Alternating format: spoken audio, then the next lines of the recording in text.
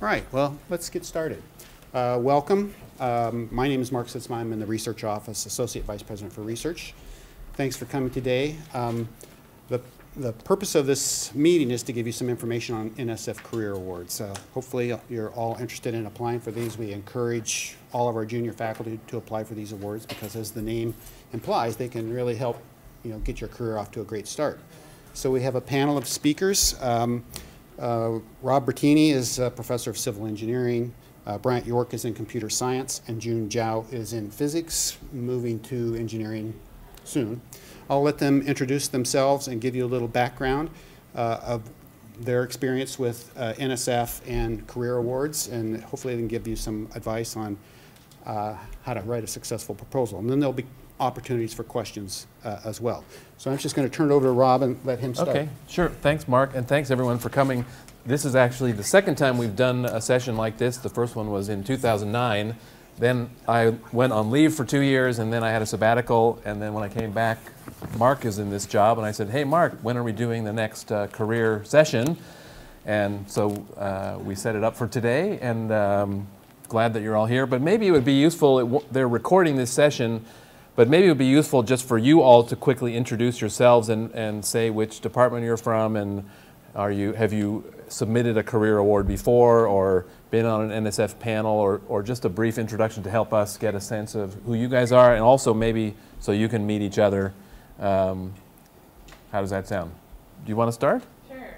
I'm Angela Strucker. I'm in environmental science and management, and I have not applied for it. Okay.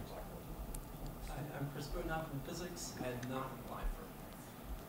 Sean Anderson, I'm in anthropology. I haven't applied for a career award. Okay. Dave Stewart. Maybe it's not worth trying to get on the... Dave Stewart from chemistry, and I haven't applied for an NSF career award. Greg Townley from psychology. I have not applied for an NSF award. Thanks. Melissa Dubois in the Center for Science Education, and I have not applied. Ian Dinwiddie, Mass Stat. I've been PI on NSF grants, but not the, quote, career award before. Okay. Shenba from Massachusetts. I haven't applied. Stephanie Kautz from biology. I haven't applied. I'm Daniel Barnhorn. I'm from biology as well, and I also have not applied yet. I'm Lauren Frank from communication and haven't applied yet. I'm Hua Fen Hu from mechanical engineering. I haven't applied for. And from which engineering? Mechanical engineering. There's a loud fan right by my ear, so that just to speak up a bit. I'm Tatiana Sidorenko from Applied Linguistics, and I haven't applied before. Robert Cheller from Environmental Sciences and Management, and I have applied before. Okay. Motihara Education. I haven't applied before. Eric Johansson, Chemistry. I've applied once before. Okay. There are a couple other people who came in. We're recording this, so. Charles Wright, computer science. I have not applied. Okay.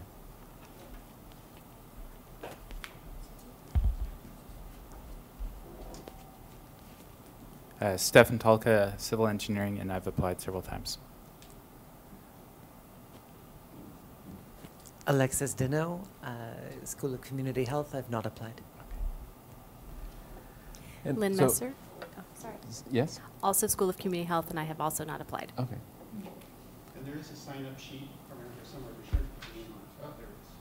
You haven't signed up. Yeah, please sign the sign-up sheet. We'd like to keep, the career proposals are due in July, and so we'd like to try to treat you as a cohort and maybe continue the conversation past today. And for those of you interested in getting together again, or maybe doing some reviews and so on back and forth, I think we'd like to be able to keep in touch with you.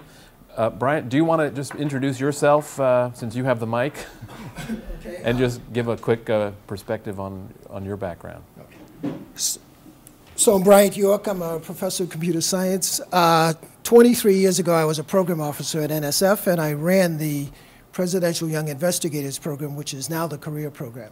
So I'm going to talk a little bit about that experience today. And I would just add that Bryant is a wonderful resource. He's here on campus, and he has a lot of wonderful perspectives, not only on NSF, but on diversity and mentoring. So please, you know, hunt him down. And I mean, we should be using you more, in my view. Yeah, feel free to hunt me down. I'll give my email when I show the slide. And maybe can you just pass that to June, just to also introduce yourself. So my name is Jun Jiao. I'm a professor right now officially at MME, Mechanical and Materials Engineering Department in the College of Engineering, and also I have a joint position in the Physics Department. Yeah, I won the Career Award, I think it's 2004, if I still remember. And then I was lucky enough to be elected to that PCAS program. I will share some of my experience with you. And I think, you know, I don't have all the up-to-date statistics, but I think Lisa Weasel from biology, I assume she's still in biology, she was the first Career Award winner at PSU that I know of. I think I was the second, and June was the first PCAS award winner at PSU. I don't know if we've had others since then. Yeah, Lisa Zirk, I think, is the second. So the top roughly 20 or a small number of the career awards are selected for the presidential level award. They get to go to the White House and meet the president. Mine was not chosen, but my career award was in about 2002. I'm in the transportation area of civil and environmental engineering. And so I would just jump in and sort of give my top 10, I think there are actually 12 or maybe 13. You know, there are a lot of details. You can go to the NSF website and see in your area what the career awards have been recently. I recommend you do that. Read the abstracts. Talk to your friends and try to get copies of successful career proposals in your field. So I'll just quickly discuss my top 10 points. Get to know your program director in your area, hopefully through a contact through your PhD advisor or another professor at another colleague at a different university, or however you can, figure out how to get introduced, at least by email, to this program director so they have your name. And you can do this, you know, you don't have to be shy about doing it. They want to hear from you. You know, most of the program directors are on leave from positions as professors somewhere, or some, like in my case, there are weird things that happen at NSF. The guy who was the program director in my area in transportation, he was temporarily assigned, he's a hurricane guy, evacuation guy, but he was assigned to transportation because they couldn't fill the position. So he got stuck for quite a number of years wearing these two hats. So it seemed to me he was very happy to get to know me, and has remained a friend, you know, for more than 10 years now, a contact and a colleague. So that may seem hard, this first one, but I recommend you do it and let us know if we can help you make those contacts, because my contact may know the person in your area, June's contact, Bryant may have contacts who can get you to the person in your area. They're on the NSF website as well. Another thing you can do when you meet that person is volunteer to serve on a review panel. And that's actually, I think, something that triggered my connection with NSF, is that, you know, through a friend, they needed somebody urgently at the last minute to fly out to DC to be on a review panel, not for the career, obviously, but for other proposals. It helped me that my guy, Dennis Wenger, he was not a transportation person, and so he just was desperate for anyone in transportation to come and serve on this panel.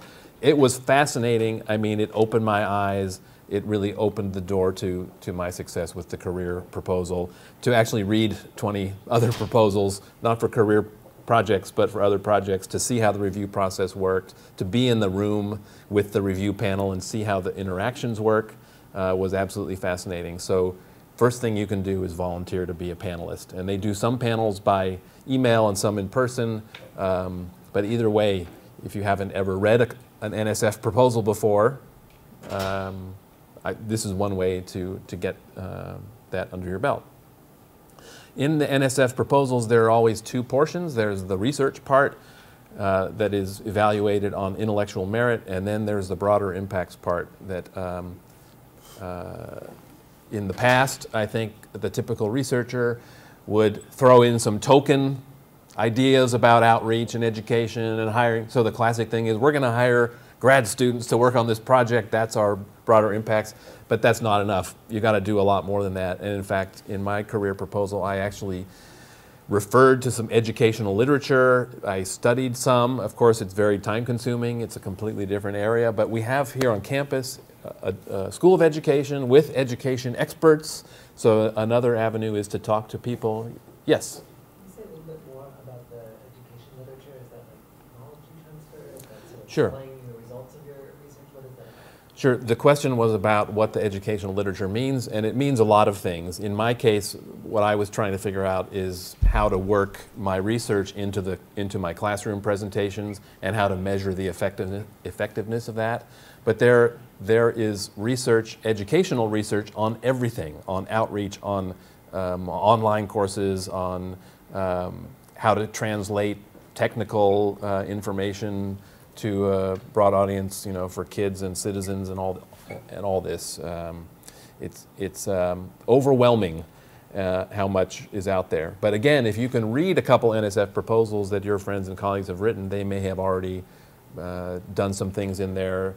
There are innovative things going on this campus that maybe Mark could point you to in the educational arena.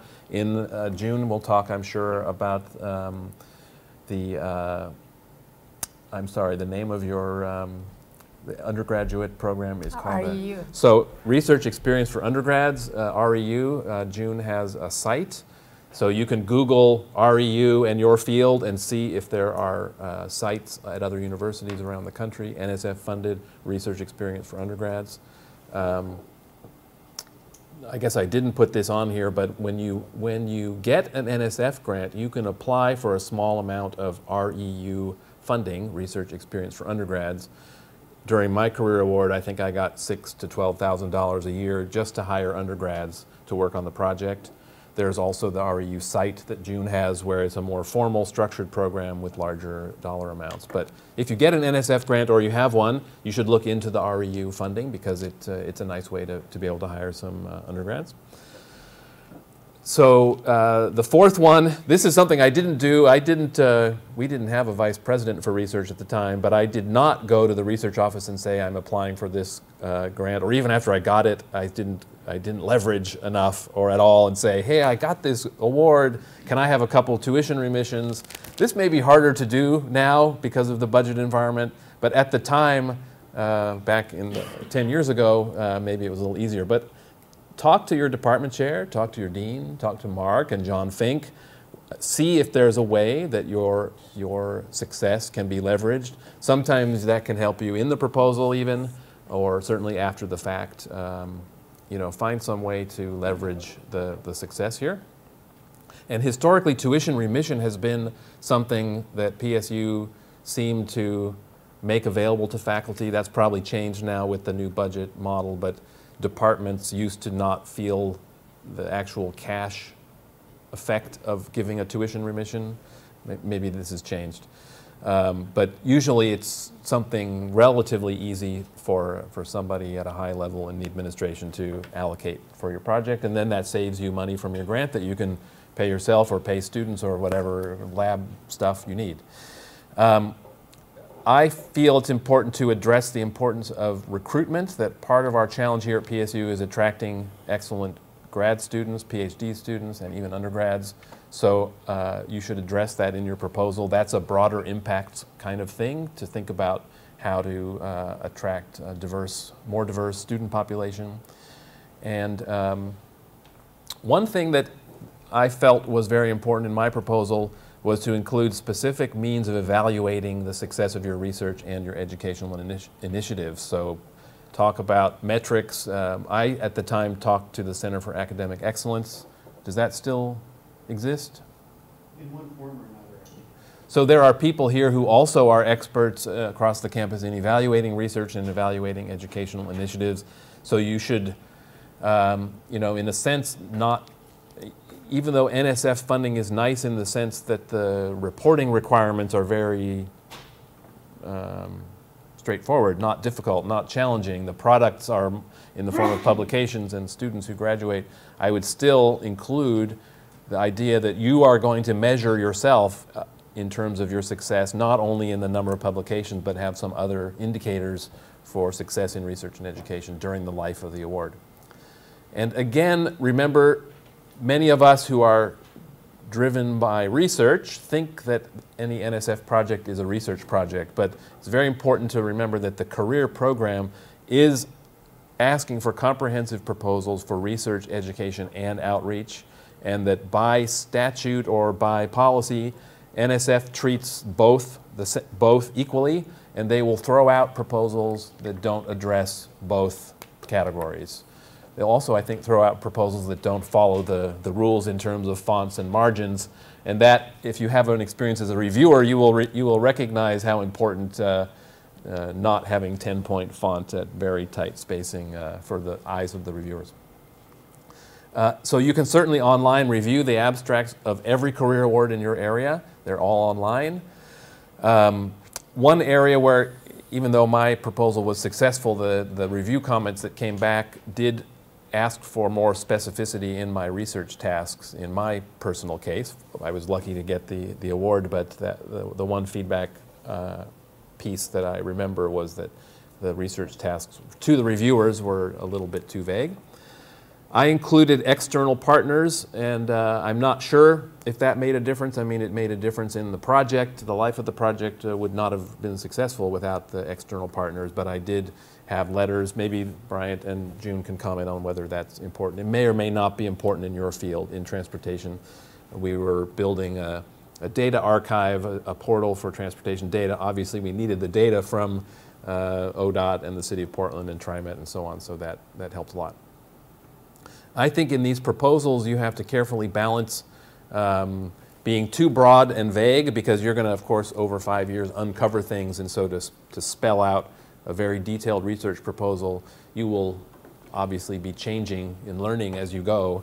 So you have to balance that fine line of being too broad and also too narrow and too specific, because this is a little bit different than other research proposals because of the broader impacts, because this is about developing and kickstarting your career. So it's more about laying the groundwork for a successful career than necessarily only about solving some very, very, very specific research problem.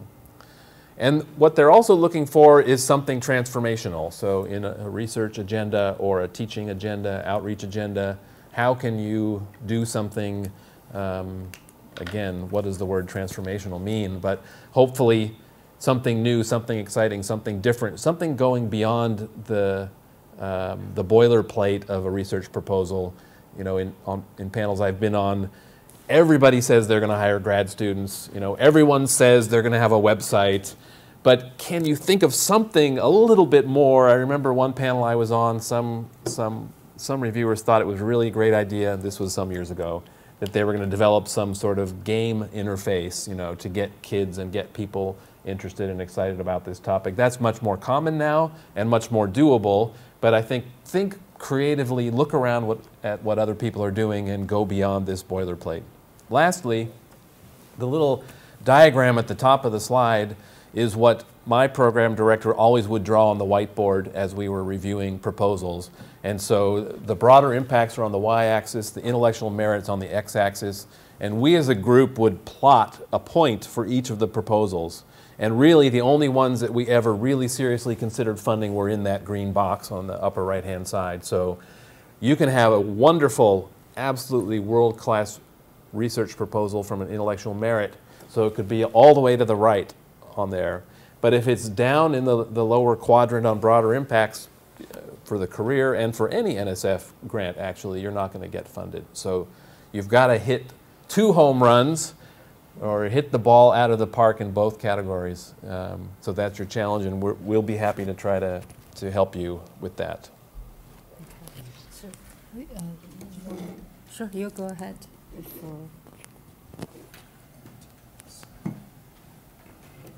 Well, they're switching. Are there questions about what I've said so far? Or comments?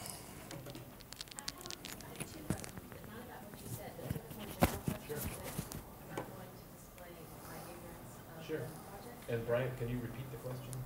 Okay. My first question is, how many years post, either postdoc or post-terminal degree constitutes, the early career period for NSF? And my second question is, I realize it all depends on the specific area in which you are applying, but what in general is the funding hit rate? Or even in the... So I'm going to address both of those during my talk. So is it okay? So I'll get to both of those questions during my presentation. Let me just get this up here. Come on.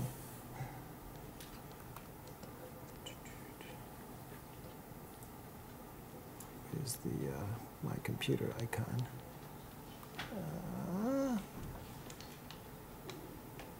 All right. How do I do this?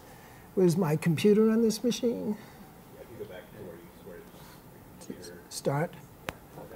Okay. What? Computer on the right. On the right. Oh, okay. Ah, good. Okay, good. This is different from my machine, so it's on the USB here someplace.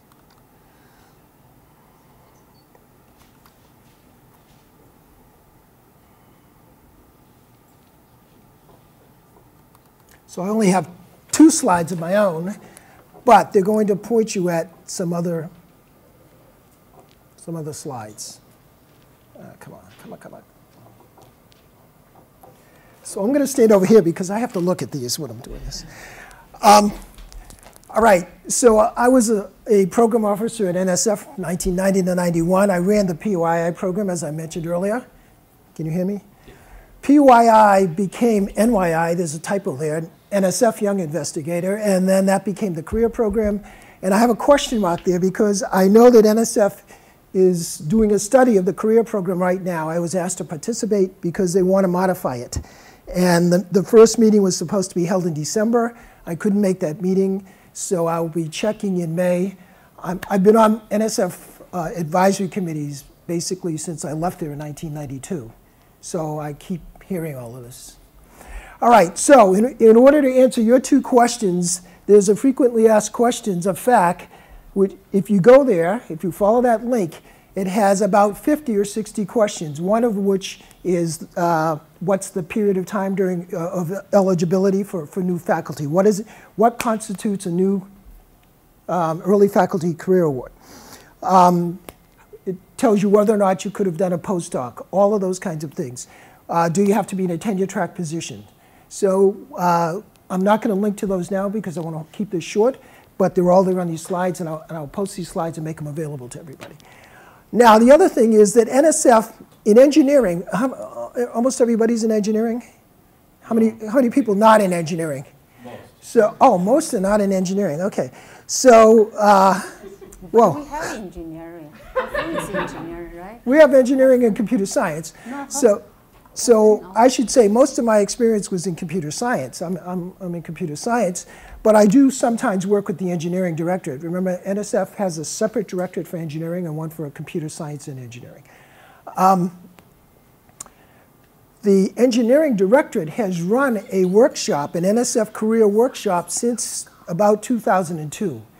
They started doing this workshop because in 1991, after I left NSF, I started running my own workshop at the university that I worked at, and people were wondering why I was having such a high success rate.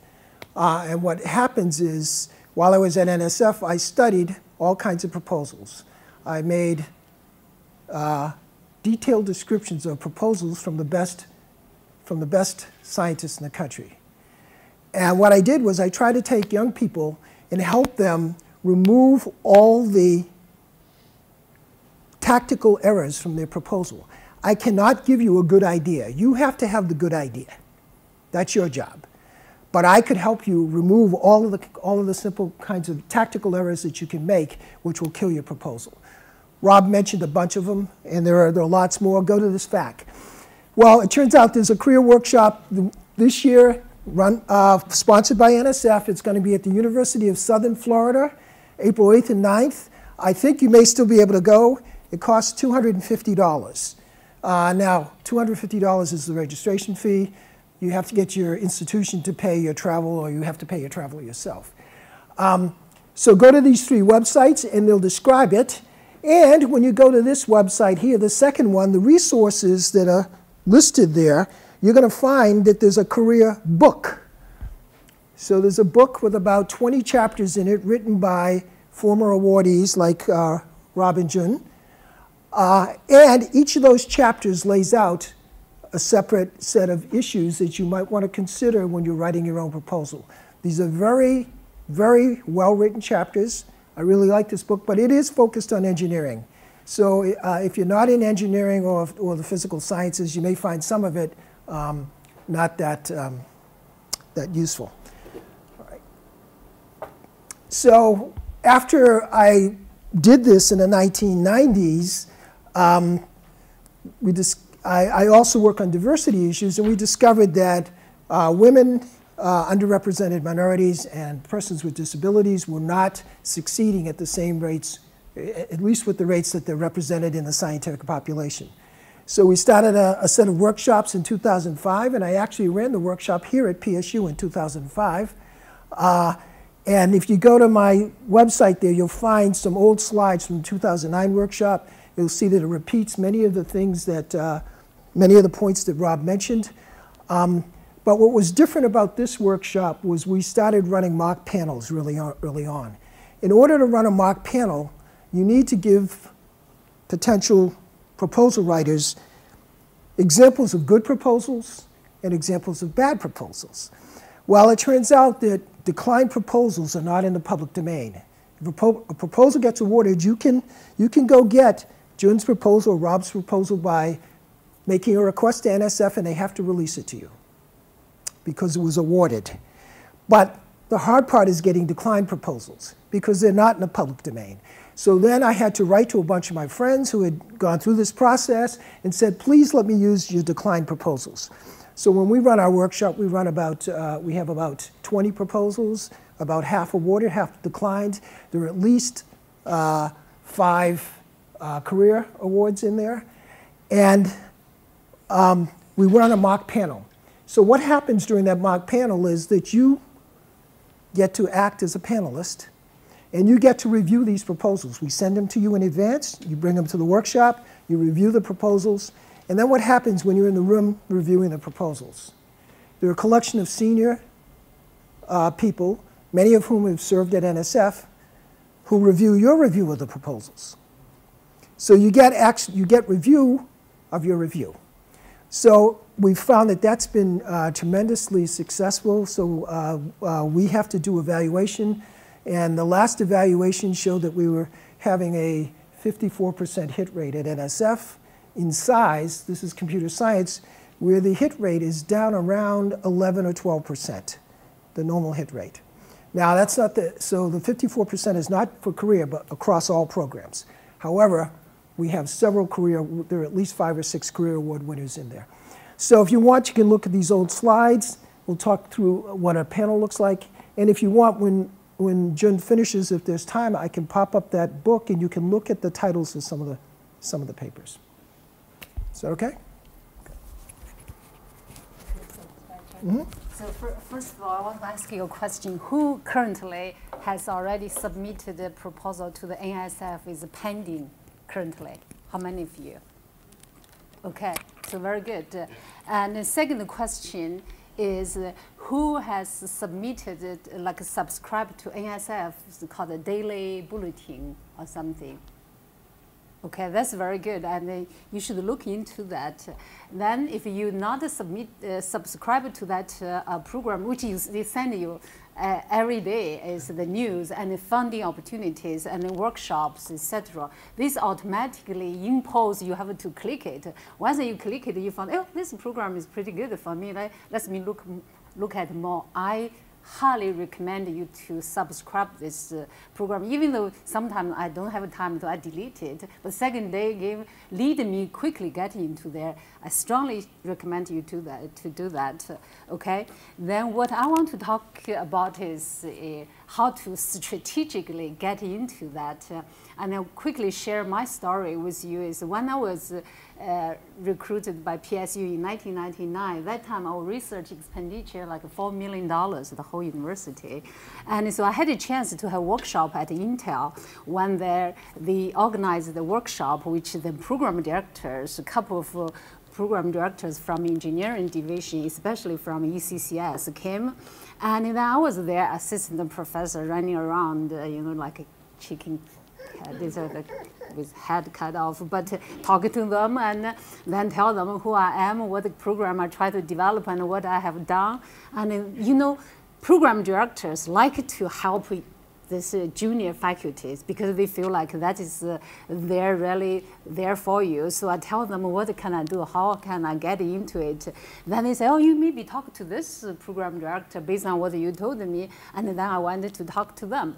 So then I said, do you want to come to visit my lab since you have already here? And they said, no, we really don't have time, but come to visit us. I said, can I sit in your panel? And they said, oh, sure. They take my name. Then just from that time on, the program director didn't really come to my lab, but they remember me, then put me into a panel. I started to be exposed to that environment. Then I started to submit my first career proposal, and then wasn't funded. But the program director still look at the materials she thinks is very promising. She said, Jean, I think you should improve your proposal, but in the meantime, why don't you submit it to my regular program? I thought, oh, okay. Then I cut off those education part and then make it a more technical proposal. I submitted, then I got my very first grant on research. In the meantime, I thought about if you read the career, then I'm sure you're all familiar with that program, education and research almost equal weight. So in that sense, you needed to develop, to be a leader, to be qualified, be reviewed by the panel. You have to design some programs, make you stick out from the crowd. So I thought PSU doesn't have REU side, which is research experience for undergraduate.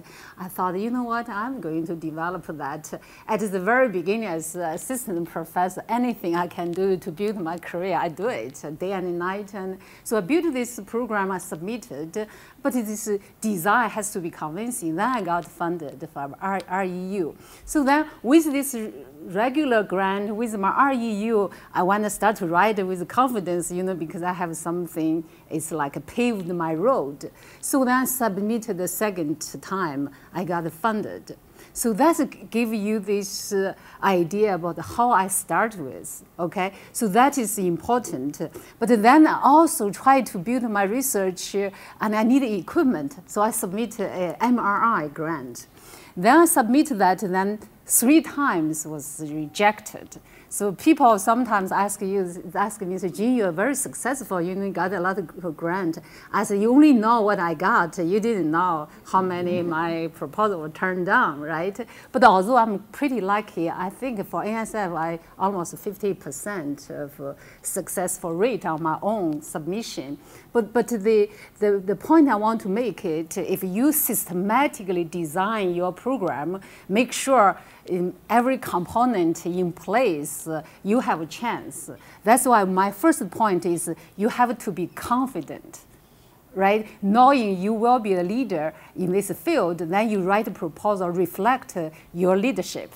Then you back up with your strong, program you designed there. That is the key, okay? So, and then talking about confidence, sometimes you may be blamed, PSU is not MIT, not Stanford. I think right now PSU in a much better position than 10 years ago and then 13 years ago. So then just give you example, myself, for instance, currently I quickly counted, I have like 17 NSF grants in the last 13 years. So that means average more than 1 per year. So currently my funding is more than $10 million, and a large amount is from NSF. I have 4 MRI grants, 3 I'm the PI, and even other big university, Bryant University and University Milwaukee, and then they send NSF send notes to me, Jean, you know, Brown University asked for your MRI grant, you should share with them or something. And because they thought, oh, this PI has been quite successful, and so I have to share this with them. So that shows PSU, we can equally, you know, compete with much larger university if you build a very good program. Okay, then you cannot really just submit one proposal waiting for the outcome. When I am frequent a panelist at NSF, I'd go there at least once a year and twice, or sometimes I went in the past 3 times back to back, because I thought, why not? If I go there 2 days, then 1 day break, and I get another one.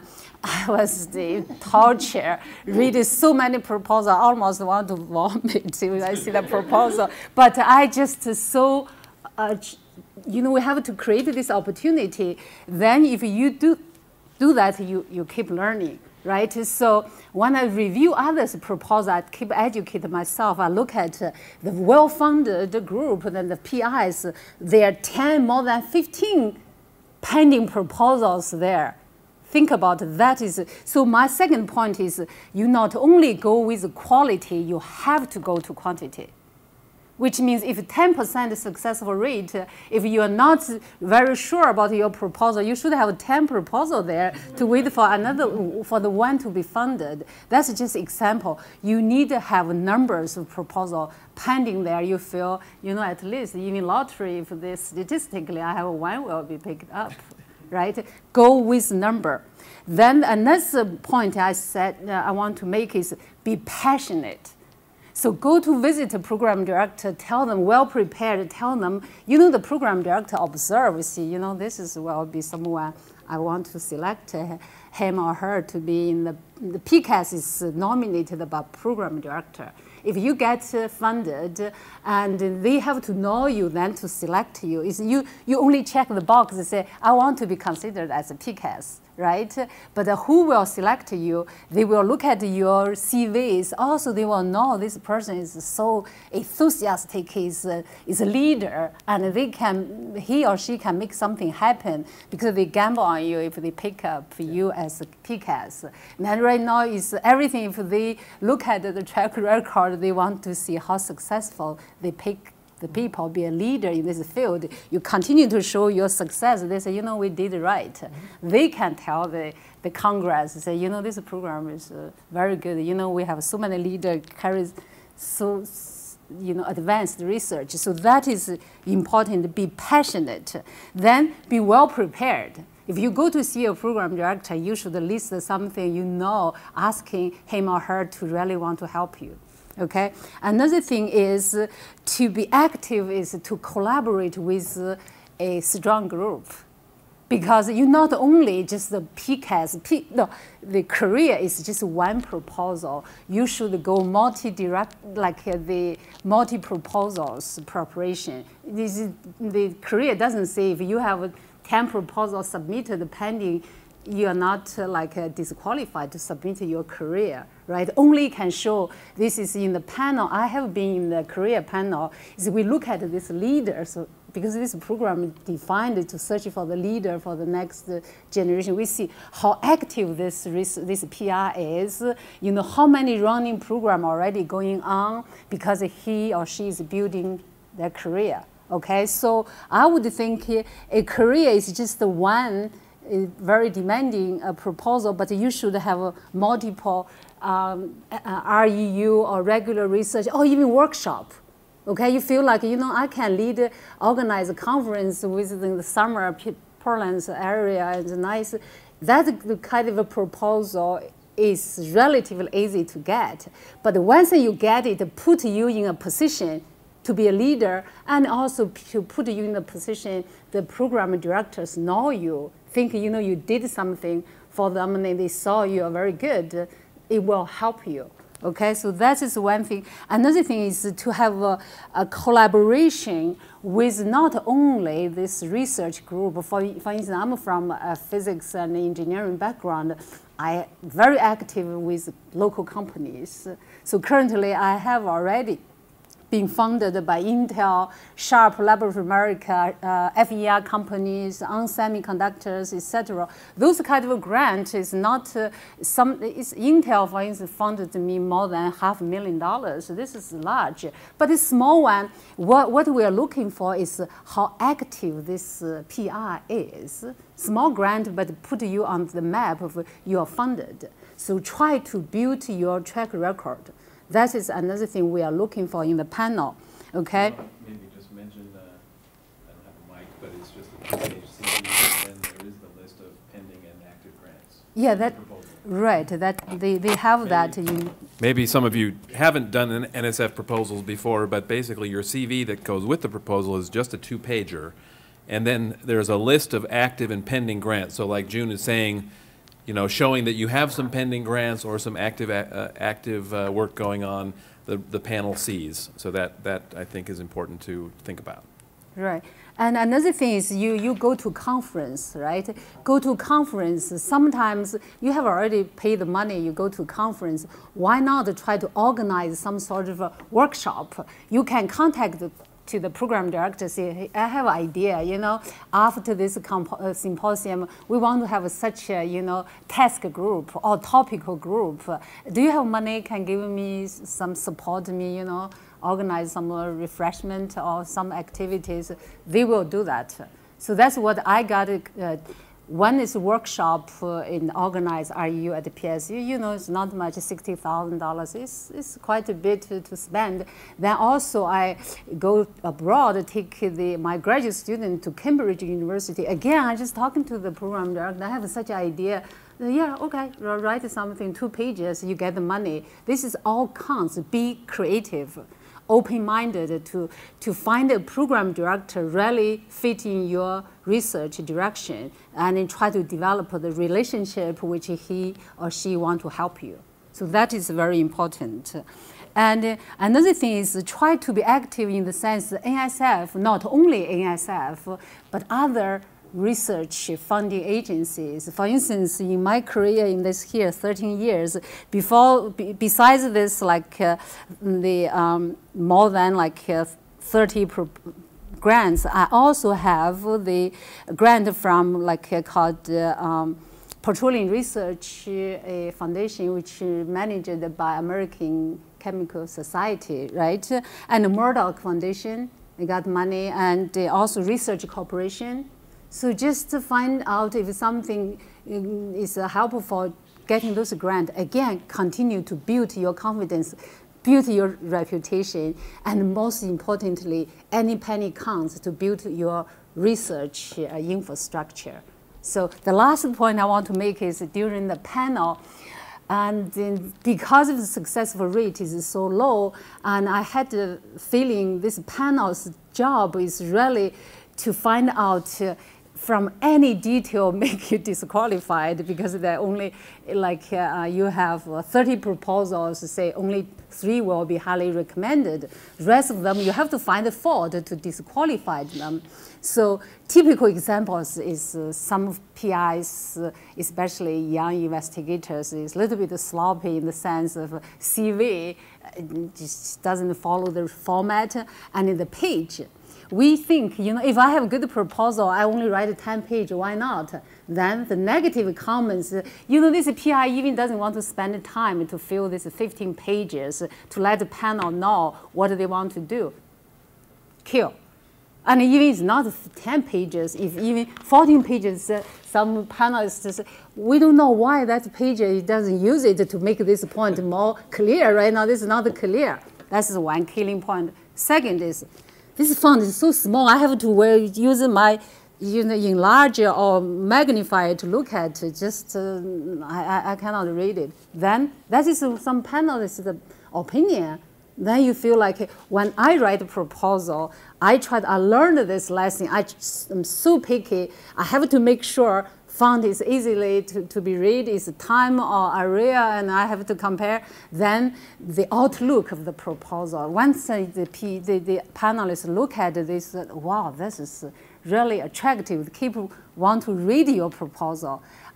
And definitely you have to, use this spelling check. Or, for instance, I'm Chinese.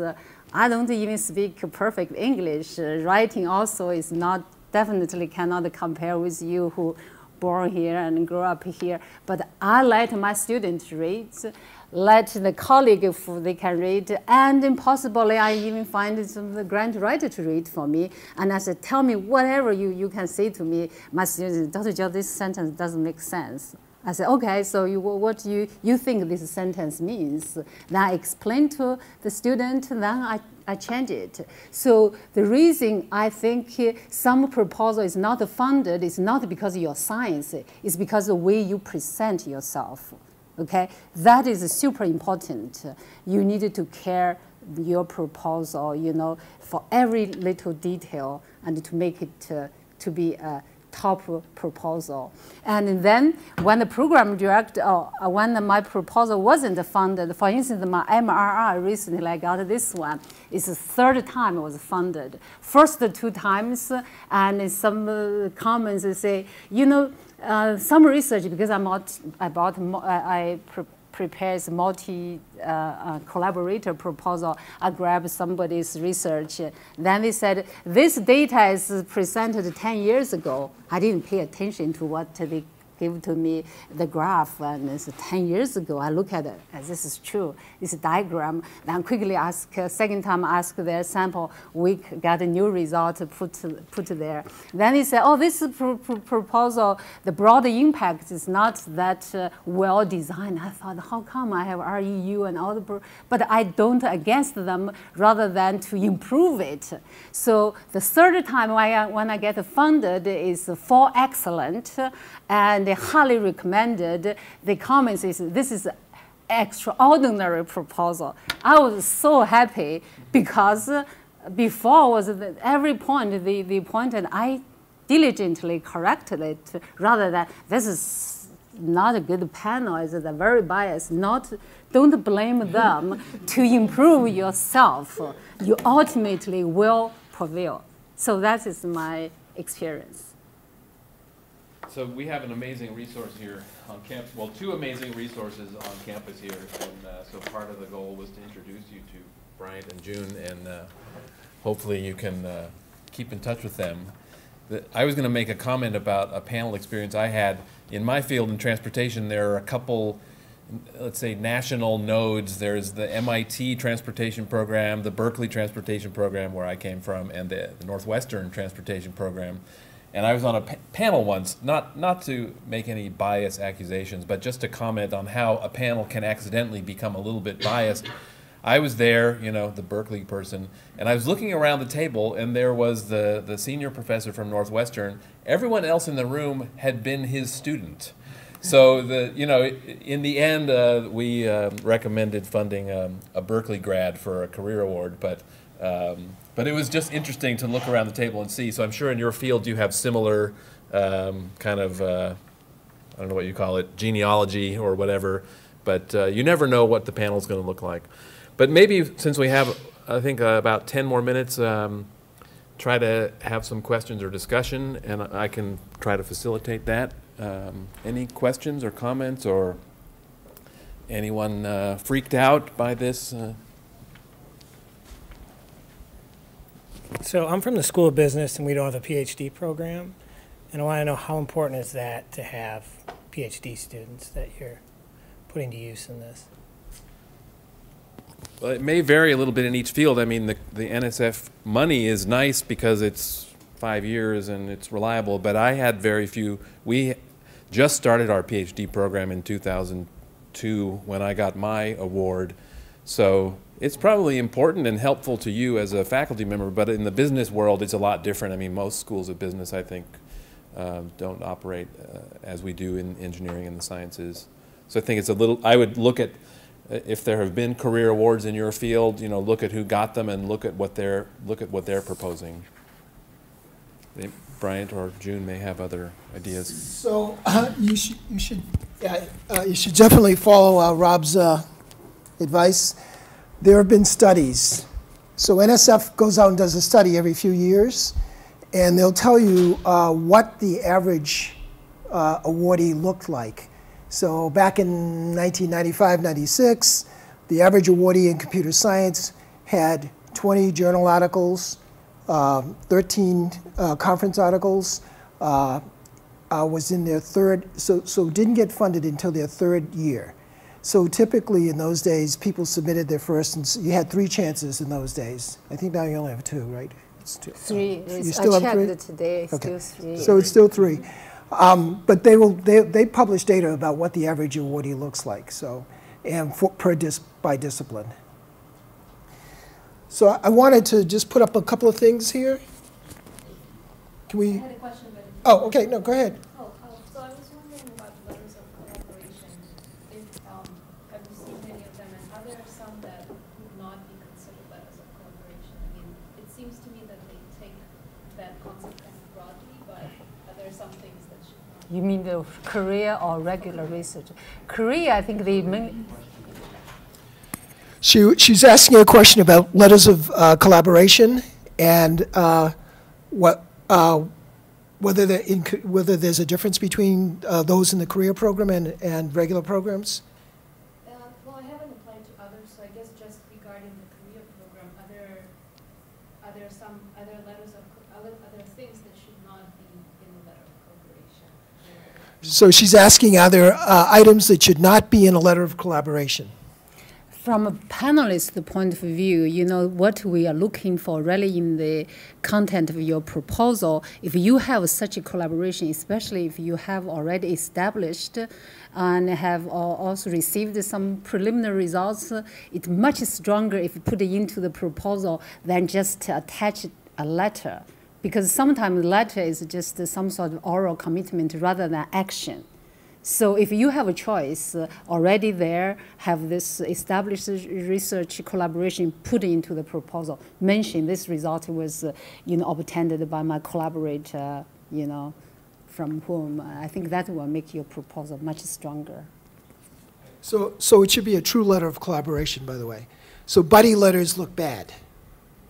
No, I guess maybe if I can ask something more specific, like if I'm going to, so I'm going to apply for eye tracking equipment as part of the grant, and I will be working with someone in the psychology department on a publication, let's say, or a small piece of research, and maybe mentoring students in psychology who want to use that kind of equipment. Is that something that could be in the letter of collaboration? Yeah, that should certainly go in a letter of collaboration. So she's going to be collaborating with somebody who's using eye tracking equipment and working with, so you have to be a little bit careful about that because if it looks like you're doing clinical work, NSF will not fund it. All the clinical work goes to NIH. So NSF typically doesn't fund anything that's clinical. So you have to be careful how you phrase it. Okay. Do you have a question? I was just going to say, based on personal experience, the other time I applied for an NSF career, I had a letter of collaboration removed from my proposal because they said it was a letter of endorsement. Yes. So it can't be. Right. You can't be somebody saying that you're a good guy. If anything like that, and they strike the whole letter. Can you share the mic? I'll take the other one. Oh, okay.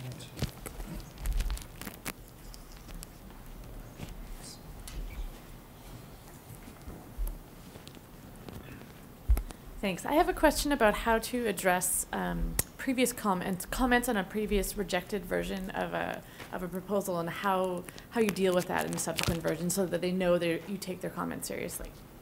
My experience is don't emphasize what previous, like you even mentioned, but address the problem. Because sometimes you over-address, last panel said this, then they start looking for, dig into it to say, oh, okay, this is the weakest point, right? Continue to find, no, it's not well addressed. Just don't need to mention, but correct the comments they gave to you. That is what my proposal, when they say this is old diagram, okay, I correct it. I just get a new result. But I didn't mention that the previous panel said this is 10 years old. Right now, this is 1 month old. No, just address the problem. I agree. You can also talk to the program director about the comments. You can also talk to colleagues about the comments and, you know, get feedback so you're not doing it in a vacuum. Right. I think the other thing that I've done, kind of done this all my life, but I've talked to people who were successful in an area I wanted to be successful. So I grilled friends of mine who had gotten career awards, and in several cases they shared their broader impacts section with me. And so, yeah, find people in your field who have been successful and grill them. I mean, if you have to buy them a beer or whatever, you know, I think it's very helpful. I mean, this is kind of luck in some ways. I feel quite lucky in my field because really there's only one given per year. And for whatever reason, that was my year. So you never know. And I always say, you know, plan to submit 3 times or however many times you can nowadays. But don't, I think I felt exactly like June said. I had very low confidence about this until I went and was on a panel. My confidence shot through the roof, maybe not through the roof, shot up after being on a panel because I saw there were people proposing things, not for career awards, but for other things that were really, you know, I could do better. So I think it helps to have that experience, and that will open your eyes, I think, and help boost your confidence if you're not, maybe you're all super confident already.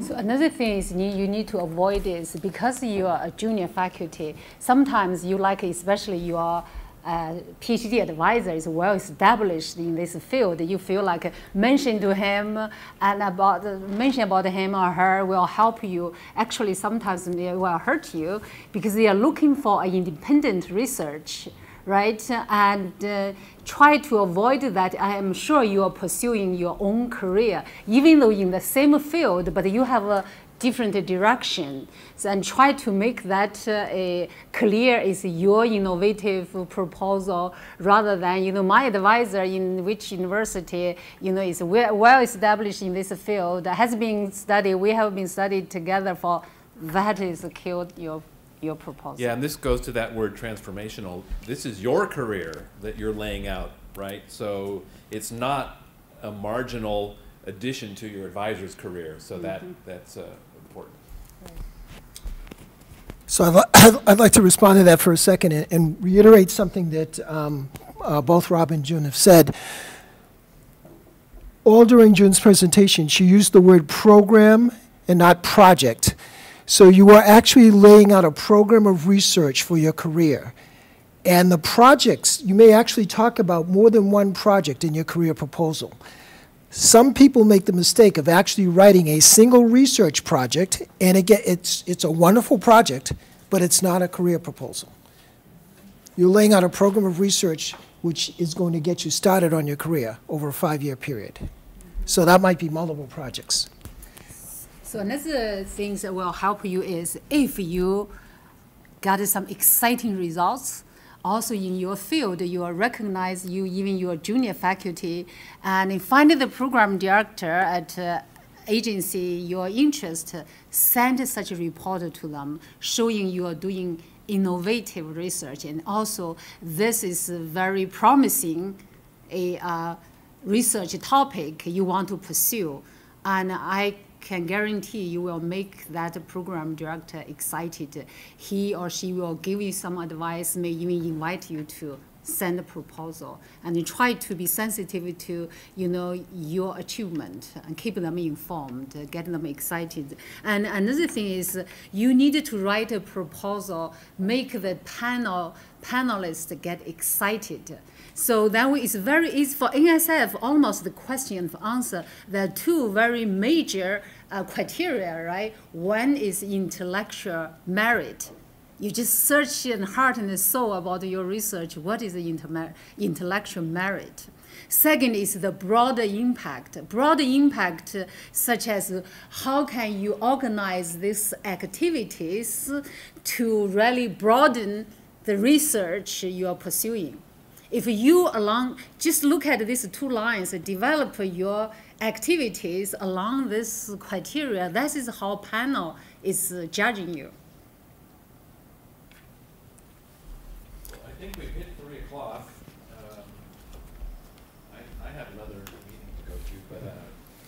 think I don't know if you guys have time to stay, but my thought would be that if you all sign the sign-in sheet, that we can keep the discussion going among ourselves. And I'm personally, obviously, I think you get the sense that we're willing to try to help as much as we can and share our experiences and make sure that, you know, we want to see more career award winners here at PSU. And we want PSU to grow, and we want you to have the same kind of experiences that we've had. We're here to help. There are probably others on campus that for proposal writing, if you need help with you know, a technical editor to review your writing, you know, through Mark's office, I think, and also many deans have people who are organized in this way. I mean, Mark's office can help you with the budgets, of course. And I mean, I'm happy to try to answer any questions through email or whatever. If you think it might be useful in a couple of months to come back together halfway between now and July, I think, who thinks that it might be useful to come together again? 1, 2? We'll organize something. Because it might be good, you know, to say, well, have you actually started sketching anything out now? You know, these are due in July. Don't wait till the last minute. I know in my case, the last anecdote, a friend of mine was waiting out in front of my house to take me to the airport to get on a plane to Australia the day that they were due, and I was having trouble at that time with Adobe Acrobat trying to upload the thing, and so a little nerve-wracking, but so don't wait till the last day. Someone has already submitted. For someone who hasn't started, I think it's checking those awarded abstract will give you, the abstract is pretty extensive. They definitely mention which kind of activity they wanted to pursue, and you try to, if you read not 100, if you read 50, you get a pretty good idea what activity they designed, and then read those winning proposals abstract. You don't necessarily take a long time and go through this procedure. Read the abstract. I still in these days I read those abstract for the proposal I'm writing. I want to learn what is this kind of idea. I haven't even thought about some activities, especially education. You know, those innovative, you know, teaching and training and mentoring. So read those winning proposals abstracts. Yeah, and the website is great. I mean, they now show you a map, and you can click on every state, and you get the abstracts that pop up by university or however you want. So the NSF website is great. So thank you all for coming, and good luck, and we're happy to keep in touch. And there's coffee. Thank you. And we'll share these slides, of course. Yeah.